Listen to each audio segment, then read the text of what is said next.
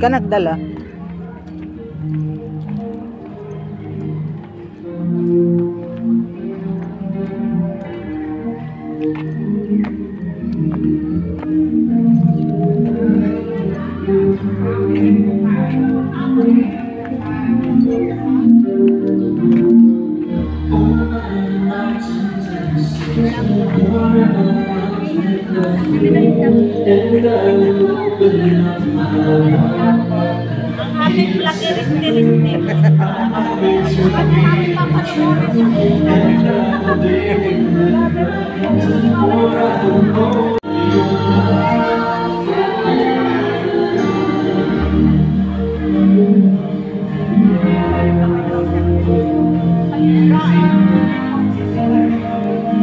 Tay, Tay, nasaan ang Nanay Dore?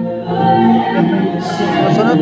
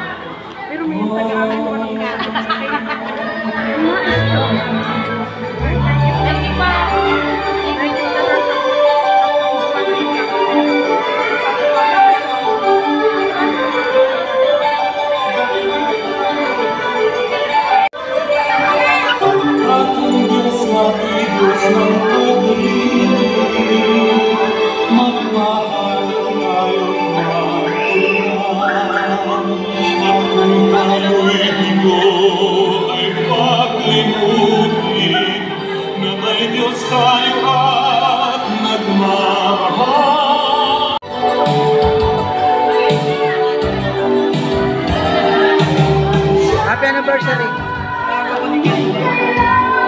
Ano sinasabi ko?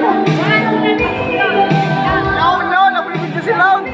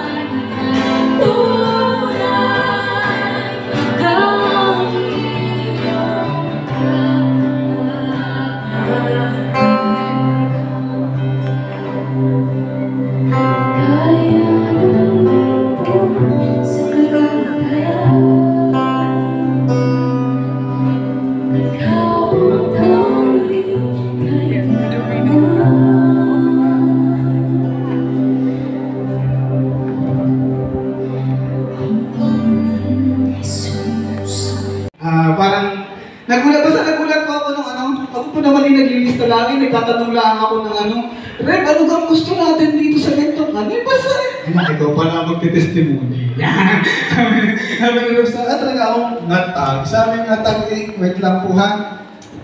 Yan. Bago ko pala ang lahat, ako po muna ay magpapakilala. Wow! Parang hindi po ako sanay na seryoso po ako magsalita. So, gusto ko naman magpakilala. Ako po si Arvin Edanya po. Ako po ay mula sa barangay po ng Emmanuel. Yan. Sa Emmanuel po ako. Ako po ay anak ni Maribik at ni Pilimo. Mas kilala po ako sa tawag na Aben. Yan. Kaya Aben. Pogi. May ganun ba? Ay, guwapo. May mga ganun ang tawag sa akin. Hindi ko po alam kung bakit. Basta, yan. Ako po ay nangangatay. Ako po ay kinakabahan. Sobrang kinakabahan ko ako. Basta yun po, anong sinabi po sa akin ni Rev na ako daw po ang magta-testimony. Kasi, parang nag-aalangan po ako kasi ba't ako magta-testify? Hindi naman kagandahan ang kwento ko. Parang wala akong naisip na kwento. Ano ang kwento? Sumakay na lang kaya ako sa gym, tapos ako'y tumalaw.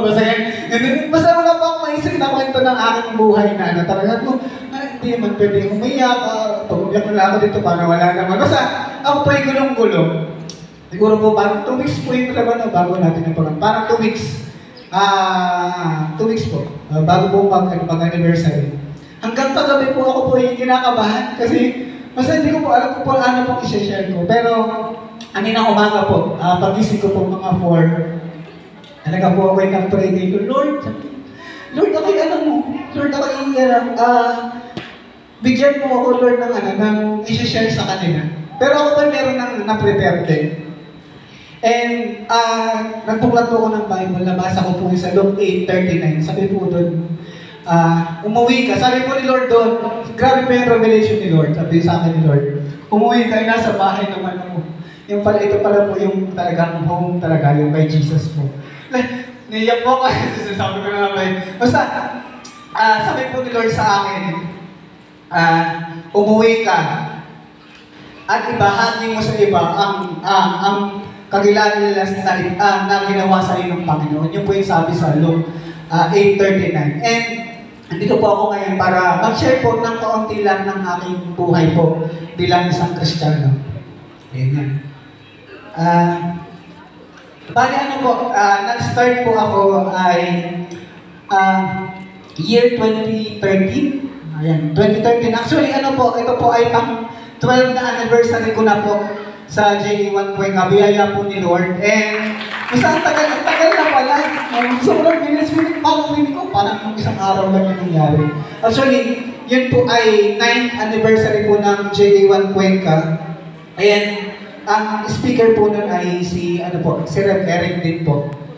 Yan. Sobrang pong galing ni Lord talaga. As in, timing po talaga yung ginawa po ni Lord sa aming buhay. And,